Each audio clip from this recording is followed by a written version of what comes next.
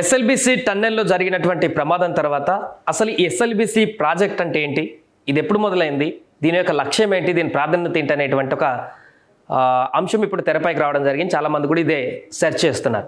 దానికి సంబంధించిన లైన్ డయాగ్రామ్లో ఒకసారి పూర్తిగా ఈ డ్యామ్కి సంబంధించిన వివరాలను మనం తెలుసుకునేటువంటి ప్రయత్నం చేద్దాం. ప్రమాదం జరిగి ప్రస్తుతం 8 మంది కార్మికులు అందులో పనిచేసినటువంటి వ్యక్తులు టన్నెల్లోనే ఇంకా అక్కడే స్టక్ అయిపోయినారు.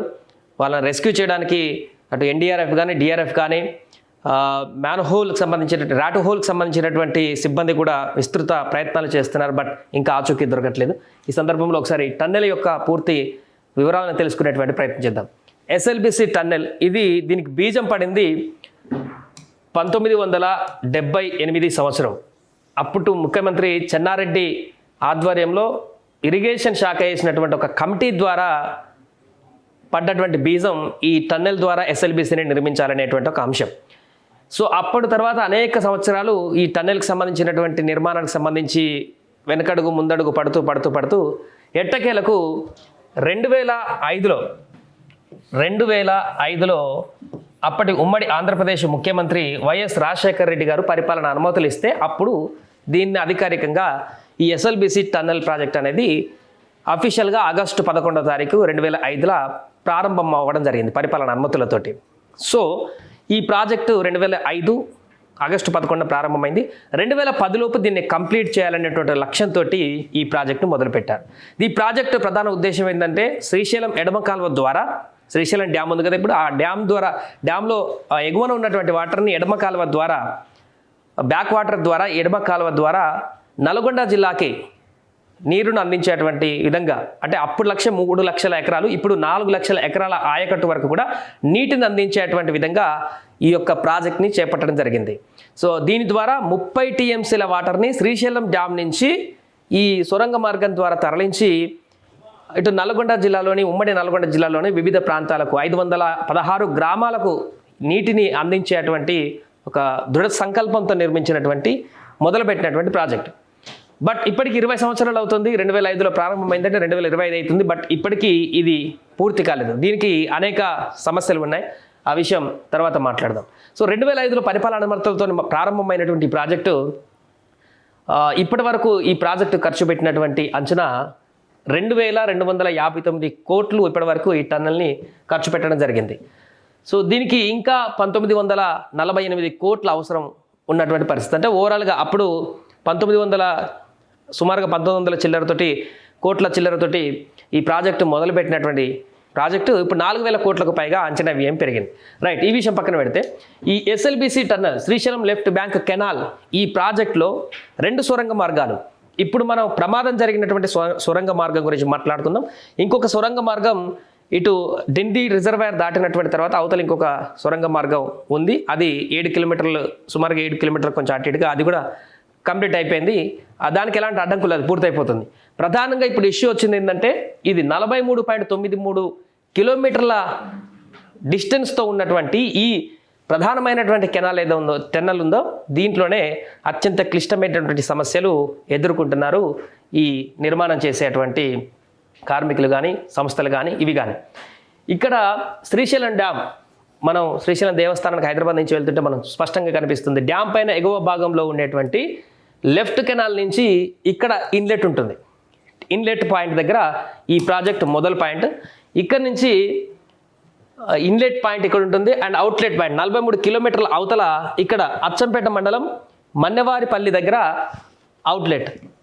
ఈ అవుట్లెట్ వద్ద ఈ మొత్తం పూర్తి సొరంగం అనేది కూడా కంప్లీట్ అవుతుంది. ఈ పూర్తి డిస్టెన్స్ 43.93 కిలోమీటర్ల పొడవు. ప్రపంచంలోనే అత్యంత పొడవైనటువంటి సొరంగ టన్నెల్ నిర్మాణం ఇక్కడ జరుగుతుంది.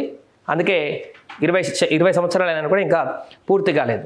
సో ఇప్పటి వరకు పూర్తయినటువంటి కిలోమీటర్లు 34.37 కిలోమీటర్లు, 43.93 కిలోమీటర్ల ఈ పొడవైనటువంటి సొరంగం టన్నెల్లో 33.37 కిలోమీటర్లు. అంటే ఇది వన్ సైడే కంప్లీట్ కాలేదు. ఇన్లెట్ నుంచి 13 కిలోమీటర్లు ఇలా కంప్లీట్ అయింది అండ్ అవుట్లెట్ నుంచి మిగతా భాగం ఇలా కంప్లీట్ అవుతూ వచ్చింది. సో మిడ్ పాయింట్లో 9.56 కిలోమీటర్ల ఈ డిస్టెన్స్ ఏదైతే ఉందో ఇదొక్కటి పెండింగ్లో ఉంది. మొత్తం 34.37 కిలోమీటర్ల టన్నెల్ పూర్తయిపోయింది. ఇన్లెట్లో కొంత భాగం, అవుట్లెట్ నుంచి కొంత భాగం పూర్తయిపోయింది. సో మిగిలిన మిడిల్ భాగంలో ఉన్నటువంటి 9.56 కిలోమీటర్లు మాత్రమే ఇప్పుడు పెండింగ్లో ఉంది. ఆ పనులనే ఇప్పుడు గత వారం రోజుల క్రితం ఇప్పుడున్నటువంటి తెలంగాణ ప్రభుత్వం పనులు పూర్తి చేయడానికి కంప్లీట్గా త్వరగా పూర్తి చేయడానికి, అంటే ఇప్పుడు మరలా 2026 లోపు ఈ ప్రాజెక్టు పూర్తి చేయాలి, అంటే 9 కిలోమీటర్లున్నర కాబట్టి 2026 లోపు పూర్తి చేసి ప్రజలకు ఈ నీటి సరఫరా ఇచ్చేటువంటి విధంగా సంకల్పించాలని ఇప్పుడున్నటువంటి ముఖ్యమంత్రి రేవంత్ రెడ్డి అనేక సమీక్షలు చేసినటువంటి తర్వాత ప్రాజెక్ట్ని మళ్ళీ మొదలు పెట్టండి అంటే వారం రోజుల క్రితం పనులు మొదలు చేయడం జరిగింది. సో వారం రోజుల క్రితం మరలా పనులు చేయడానికి లోపలికి వెళ్ళినటువంటి సిబ్బంది కరెక్ట్గా ఈ 9 కిలోమీటర్లు ఏదైతే పనులు ప్రక్రియ మొదలయ్యేటువంటి ప్రాంతం ఉందో ఇక్కడికి చేరుకున్న దగ్గర ఇక్కడే ప్రమాదం జరగడం జరిగింది. టీబీఎం ఇటొక టీబీఎం టన్నెల్ బోరింగ్ మిషన్, ఈ మిషన్స్ అనేటివే ఈ సొరంగాన్ని తవ్వుతూ లోపలికి వెళ్తుంటాయి. ఇవి లోపలికి వెళ్ళిన తర్వాత ఒక పాయింట్కి వచ్చిన తర్వాత ఈ టన్నెల్ బోరింగ్ మిషన్స్ అనేటివి అక్కడే ఒక పాయింట్లో వాటిని పూర్తి చేసి టన్నెల్ నిర్మాణం చేసేసి, అంటే మిషన్స్ ఇంకా బయటికి రావు ప్రాజెక్ట్ అయిపోయిన తర్వాత, లోపడే అంతర్భాగం అవుతాయి ఈ ప్రాజెక్ట్ మిషన్స్ అనేటివి అందులో ఉంటాయి. ఇది అయితే ఈ టన్నెల్ బోరింగ్ మిషన్స్ ఇక్కడికి వచ్చి తవ్వుతున్నటువంటి క్రమంలోనే ఏదైతే 9.56 కిలోమీటర్స్ ఇంకా పెండింగ్లో ఉందో ఇక్కడ వర్క్ చేయడానికి మొదలుపెట్టినటువంటి సందర్భంలోనే కార్మికులు ఆ బోరింగ్ మిషన్స్ తోటి టెక్నీషియన్స్ కానీ వారి మిగతా వాళ్ళందరూ కానీ ఈ ప్రక్రియ మొదలుపెట్టినటువంటి కొద్దిసేపటికే కొంత సమయానికే ఇక్కడ ఉన్నటువంటి టన్నెల్ పైపెచ్చులు, ఇక్కడ ఉన్నటువంటి మట్టి పిల్లలు ఇదంతా కూడా పూర్తిగా కుంగిపోయి ఊహించినటువంటి విధంగా అండర్ గ్రౌండ్ నుంచి వాటర్ కూడా వచ్చేసి ఊట భారీగా వచ్చేసి టన్నెల్ సగభాగం వరకు కూడా పైనుంచి వచ్చినటువంటి ఊట నుంచి వచ్చినటువంటి వాటర్ అనేటివి టన్నెల్ సగభాగం వరకు కూడా, అంటే 2 కిలోమీటర్ల డిస్టెన్స్ వరకు కూడా ఈ వాటర్ ఫ్లోటింగ్ వచ్చి ఒక్కసారిగా అందులో ఉన్నటువంటి వాళ్ళందరినీ కూడా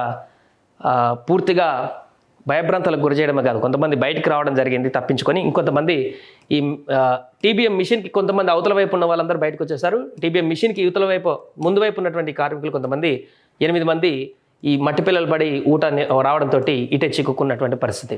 సో వారు ఏ విధంగా ఎలాంటి పరిస్థితులు ఉన్నారు ఏంటి అనేటువంటి విషయం కూడా ఇప్పటికీ ఇంకా అర్థం కానటువంటి సిచ్యుయేషన్. రెస్క్యూ కొనసాగుతుంది, వాళ్ళు సేఫ్గా ప్రాణాలతో బయటకు రావాలని కూడా మనం కోరుకుందాం. సో ఇది ఒకవైపు అయితే ఇది ఇట్లాంటి కూలడానికి అనేక సవాళ్ళు ఈ ప్రాజెక్టులో ఉన్నాయి. ఎందుకంటే ఈ టన్నెల్ నిర్మాణ ప్రక్రియలో పెద్ద పెద్ద కొండలు తవ్వుకుంటూ వెళ్లాల్సినటువంటి పరిస్థితి, ఎర్ర నేలలకు సంబంధించినటువంటి భూములను తవ్వుకుంటాల్సిన పరిస్థితి, నల్లరేగడికి సంబంధించినటువంటి భూములు తవ్వుకుంటాల్సిన పరిస్థితి, ఇదంతా కూడా రాడార్ సిస్టమ్ ద్వారా ఏ ప్రాంతంలో ఏ నేల ఉంది, ఎలాంటి రాక్ ఉంది, దానికి ఎక్కడెక్కడ ప్రాంతాలు ఉన్నాయి ముందో గుర్తించి రాడార్ ద్వారా అక్కడ తీసుకోవాల్సిన జాగ్రత్తలతోటి నిర్మాణాన్ని కంప్లీట్ చేయాలి. కాబట్టి ఇక్కడ అత్యంత క్లిష్టమైనటువంటి ప్రాంతం ఏదంటే నల్లరేగడికి సంబంధించినటువంటి మట్టి వచ్చినప్పుడు ఈ టన్నల్లో, ఎందుకంటే ఇంత డెప్త్గా ఆల్రెడీ 13 కిలోమీటర్ల లోపలికి వెళ్ళిపోయారు కాబట్టి అక్కడ ఎలాంటి వెళ్తూ ఉండదు, లైటింగ్స్ ఉంటాయి, ఆ మిషన్ శబ్దాలు కూడా చెవులోకి తీసుకునేటువంటి పరిస్థితి కూడా ఉండదు అంత లోపల గ్రావిటీ లేనటువంటి ప్రాంతంలో. కాబట్టి అక్కడ నల్లరేగడి మట్టి వచ్చినప్పుడు తీవ్రమైనటువంటి సవాళ్ళు ఎదురవుతాయి, ఊటలు ఎక్కువగా వస్తుంటాయి, ఎక్కడి నుంచి వాటర్ లెవెల్స్ వస్తుంటాయో కూడా తెలియదు, ఎప్పుడు ఆ భూమి కుంగుతుందో కూడా తెలియదు. ఇప్పటికే డీసిల్టింగ్ అనేటువంటి పద్ధతిలో ఈ పనులు చేసుకుంటూ వచ్చారు, అంటే ఒకవైపు వాటర్ తీస్తూనే ఇంకోవైపు పనులు చేస్తూ వచ్చారు. బట్ ఇప్పుడు ఇక్కడ లాస్ట్ చివరి 40 నిమిషాలు ఏదైతే ఉందో కుప్పకూలిన దగ్గర ఇప్పుడు తాజాగా అక్కడే భారీగా బురద, విపరీతమైనటువంటి నీళ్లు, అంటే నడుములోతు కంటే ఎక్కువ నీళ్ళు ఇప్పుడు ఏదైతే ఇప్పుడు ప్రమాదం జరిగిందో దానికి ఒక 40-50 మీటర్ల వరకు కూడా చాలా క్లిష్టమైనటువంటి పరిస్థితి ఇప్పుడు అక్కడ నెలకొందంటూ కూడా లోపలికి వెళ్ళిన రెస్క్యూ వాళ్ళు చెప్తున్నారు. వారు బయటికి రావడానికి ఎంత తీవ్రమైనటువంటి ఇబ్బంది ఉందనేది కానీ కిలోమీటర్ వరకు కూడా నీళ్ళు రావడం జరిగింది. సో ఇదంతా అసలు టన్నెల్లోనే ఎందుకు నిర్మించాలని అనుకున్నప్పుడు ఇదంతా కూడా శ్రీశైలం డ్యామ్ పైనుంచి మనం చూసొచ్చు, మొత్తం ఇది నల్లమల్ల ఫారెస్ట్. ఈ టన్నెల్ నిర్మాణం పూర్తయ్యేంత అవుట్లెట్ వరకు కూడా పూర్తిగా నల్లమల్ల ఫారెస్ట్. నల్లమల్ల ఫారెస్ట్ అంటే చాలా ఎత్తైన కొండలు, ఒక దగ్గర లోయ, ఒక దగ్గర కొండ, ఒక దగ్గర సారవంతమైన నేల, ఇలా సమాంతరమైన నేల, ఇలా ఆ నల్లమల్ల ప్రాంతం అంతా కూడా అసలు ఊహించినటువంటి విధంగా ఎత్తుపల్లాలతో కూడుకున్నటువంటి ప్రాంతంగా ఉంటుంది. ప్లస్ అభయారణ్య ప్రాంతం, ఆమ్రాబాద్ ఫారెస్ట్ ఉంది, అక్కడ వన్య పరిరక్షణ కేంద్రాలు కూడా ఉన్నాయి. సో ఇవన్నీ ఫారెస్ట్ జోన్ ఉన్నప్పుడు సెంట్రల్ గవర్నమెంట్కి సంబంధించిన పర్మిషన్స్ ఉంటాయి. వారేం చెప్పారు, వన్యప్రాణి సంరక్షణ కేంద్రానికి సంబంధించినటువంటి ఎలాంటి ఇబ్బందులు లేకుండా ఈ ప్రాజెక్ట్ని పూర్తి చేసుకోమన్నారు. దీంతో పూర్తిగా సొరంగ మార్గం ద్వారానే ఈ ప్రాజెక్ట్ని మొదలుపెట్టి పూర్తి చేయాలని సంకల్పించింది అప్పుడు ప్రభుత్వం. అయితే కనీసం ఈ సొరంగం తవ్వుతూ పోతున్నప్పుడు ఈ 500 మీటర్లకు ఒకటి పైనుంచి ఒక హోల్ వేయాల్సిన అవసరం ఉంటుంది. అంటే వెలుతురు వెళ్ళడానికి కానీ ఎయిర్ లోపల నుంచి బయటకు కానీ బయట నుంచి లోపలికి కానీ వెళ్ళడానికి చేయాల్సి ఉంటుంది. ఎక్కడ సొరంగం తీసినా కూడా అలాంటివి చేస్తుంటారు. బట్ ఇక్కడ ఏంటంటే కనీసం హోల్స్ చేయడానికి కూడా అనుమతులు లేనటువంటి క్లిష్ట పరిస్థితి ఈ సొరంగం తవ్వడంలో. అందుకనే ఇన్లెట్ నుంచే వాటర్ ఎయిర్ పంపిస్తున్నారు, అవుట్లెట్ నుంచి లోపలికి ఎయిర్ పంపిస్తున్నారు. లోపల ఉన్నటువంటి వారికి ఎయిర్ అందడానికి ఇన్లెట్ నుంచి అవుట్లెట్ నుంచి ఎయిర్ పంపించేసి అందులో నుంచి మళ్ళీ బయటకు వచ్చేటువంటి విధంగా ఎగ్జాస్ట్ కూడా ఏర్పాటు చేసి ఈ నిర్మాణాన్ని కొనసాగిస్తున్నటువంటి సందర్భం. అందుకే ఇంత క్లిష్టమైనటువంటి పరిస్థితితో కూడుకున్నటువంటి నిర్మాణం కాబట్టి 20 సంవత్సరాలైనా కూడా ఇంకా పూర్తి కాలేదు. 6 సార్లు అవాంతరాలు ఏర్పడ్డాయి. 2019 నుంచి అయితే ఈ ఊట మొదటి 10 కిలోమీటర్ల వరకు సేఫ్గానే సాగింది. సొరంగ నిర్మాణానికి సంబంధించి ఎలాంటి ఇబ్బందులు లేకుండా 10 కిలోమీటర్లు ఎప్పుడైతే దాటారో ఆ 10 కిలోమీటర్ల అవతల నుంచి పూర్తిగా ఈ ఊట ఉబికి వస్తున్నటువంటి వాటర్ అక్కడ ఉన్నటువంటి సాయిల్ని కూడా అర్థం చేసుకోలేనటువంటి పరిస్థితి, క్లిష్టమైనటువంటి సాయిల్ కూడా ఉండడంతో ఇక్కడ నిర్మాణం 10 కిలోమీటర్లు దాటిన తర్వాత నిర్మాణం చేయడానికి చాలా సంవత్సరాలు 2019 నుంచి అనేక అవాంతరాలు ఏర్పడుతున్నాయి. అంతేకాకుండా 2 సార్లు వచ్చినటువంటి వరదల కారణంగా ఈ టన్నెల్లో మెషిన్స్ కూడా దెబ్బతిన్నాయి. TBM మిషన్స్ కూడా దెబ్బతిన్నాయి. 2 సార్లు మరమ్మతులు అవి చేయించడం కూడా జరిగింది. ఇప్పుడు కూడా ఆల్మోస్ట్ ఇప్పుడు అయినటువంటి ప్రమాదం కారణంగా కూడా ఈ TBM మెషిన్ ఆల్మోస్ట్ డ్యామేజ్ అయి ఉంటుందంటూ కూడా అంచనా వేస్తున్నారు ఇరిగేషన్ శాఖ అధికారులు. ఇది మళ్ళీ సెట్ అవ్వడానికి చేయడానికి ఒక 1 year సమయం పట్టొచ్చు. ఇంకా 1 year సమయం పట్టొచ్చు. ఆ 1 year తర్వాతనే పనులు అంటే నెక్స్ట్ ఇయర్కి కంప్లీట్ కావాలని చెప్పేసి ప్రాజెక్ట్ పెట్టుకుంటే ఇప్పుడు డ్యామేజ్ అయినటువంటి TBMని మళ్ళీ సెట్ చేయడానికి 1 year పట్టేటువంటి అవకాశం ఉన్నట్టుగా కూడా అంచనాలు వ్యక్తం చేస్తున్నారు. సో ఈ టన్నెల్ నిర్మాణం మరలా ఫస్ట్ అయితే ఆ కార్మికులు బయటకు వచ్చిన తర్వాత ఆ టన్నెల్ బోరింగ్ మిషన్ ఏ విధంగా ఉంది, మళ్ళీ ఈ ప్రాజెక్టు సొరంగాన్ని పూర్తి చేయడానికి ఎంత సమయం తీసుకుంటుంది, ఆ మిషన్స్ తోటి సాధ్యాసాధ్యాలు ఏంటనేటికి సంబంధించి కూడా సమీక్ష చేయనున్నారు. ఇది ఈ టన్నెల్కి సంబంధించినటువంటి పూర్తి వివరాలు. టన్నెల్ 1 ఇది 43.93 కిలోమీటర్తో, టన్నెల్ 2 ఇంకొక ప్రాంతంలో ఉంది. ఆ టన్నెల్ 2 7 కిలోమీటర్ల సుమారుగా 7 కిలోమీటర్ల కంటే ఎక్కువ ప్రాంతం కూడా 7.13 కిలోమీటర్ల పొడుగు కంప్లీట్ అయిపోయింది. 8.75 వ్యాసార్థంతో అంటే వెడల్పుతో. ఇది 9.2 మీటర్ల వ్యాసార్థం సొరంగం ఇది.